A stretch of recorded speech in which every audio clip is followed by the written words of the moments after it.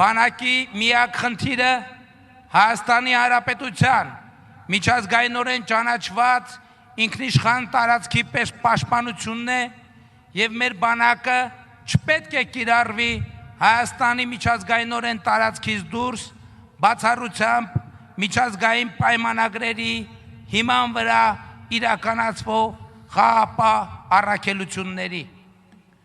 Այս մոտեցումն է հնարավոր դարձրել,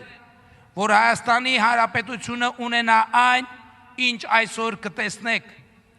2022 թվականից առաջ սպառազինության եւ ռազմական տեխնիկայի միջազգային շուկաները հիմնականում փակ կամ դժվար հասանելի էին Հայաստանի Հանրապետության համար, որովհետև միջազգային գործընկերները հրաժարվում էին Հայաստանի Հանրապետությանը զենք մատակարարել այն պատճառաբանությամբ, թե համոզված են, որ Հայաստանը այդ զենքը կիրառելու է իր միջազգայինորեն ճանաչված տարածքներից դուրս։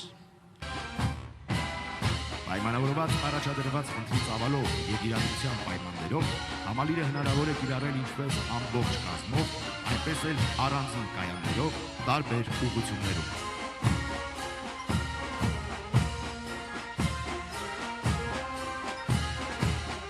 Ծանր հրետանային համակարգ DOS 1A։ Ծանր հրետանային ստորաբաժանումները նախատեսված են լիազգային եւ տանկային ստորաբաժանումների կրակային աջակցման, մարտերի ընթացքում կրակային տարբեր դիրքերից մինչև 6 կիլոմետր հեռավորության եւ 1